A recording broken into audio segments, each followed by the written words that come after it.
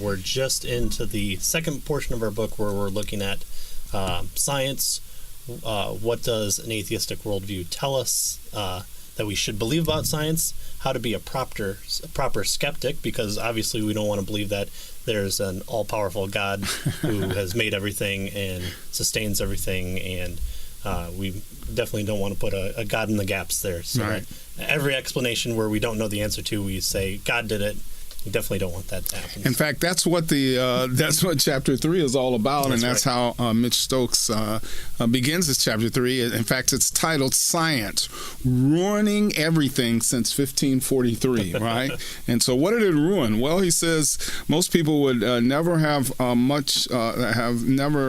given much thought to whether God exists had there been no scientific revolution. Right? In other words, people would have assumed, at least in the West, right?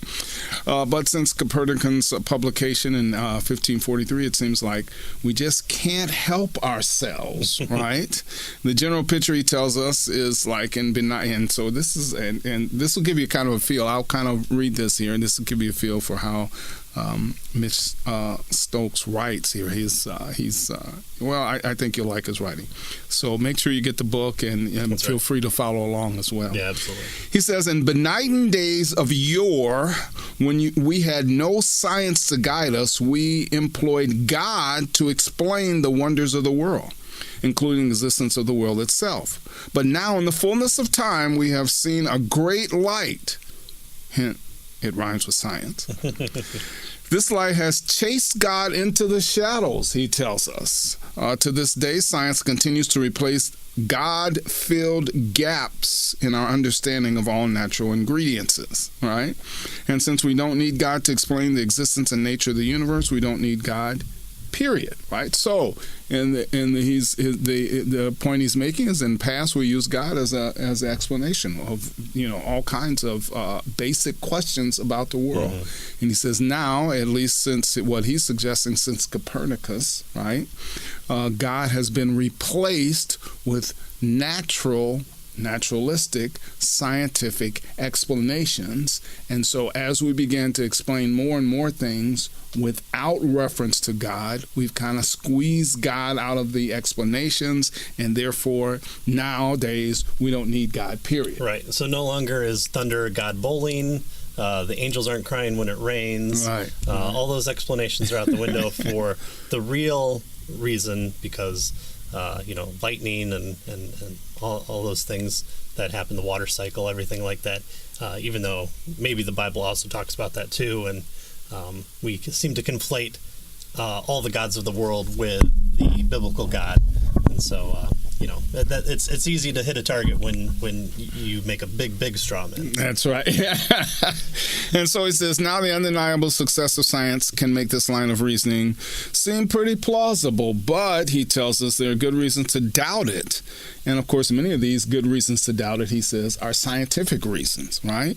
And so that's what he wants to cover, at least in this part 2 of his book, where he's going to deal now with science. So his book is basically, he gives us an introduction in part 1. Yeah. Part 2, he deals with all the issues with regard to science. And then part 3, he looks at ethics. So that's kind of where he's going here.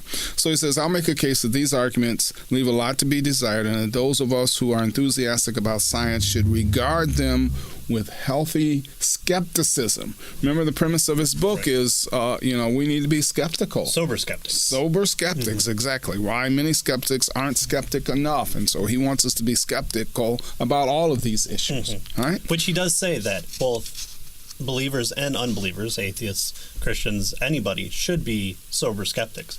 But how do we do that properly and also maintain an understanding of what we are actually talking about when we say skeptic? Good. Yeah. So what he wants to do in this chapter is look at 2 scientists. He says they're very good scientists, and who argue that we no longer need God to account for the universe's existence, and of course our existence in the universe as well. Right. Why is there anything, and why is there life? Kind of the 2 big questions. And so you would think that those tend to be, why do we go towards religion? It tells us the whys and the whats and the hows. Science just seems to tell us not really the whys. That seems to be an area for either metaphysics or philosophy in general. Right, So that's the why questions. Here are two scientists that are trying to overcome philosophy so we don't have to talk about it, because science is the be-all, end-all, especially as a naturalistic person. Science gives us an explanation of everything, and so we don't need theology, we don't need philosophy, clearly, and as a result, we don't need God. Mm-hmm. Yeah.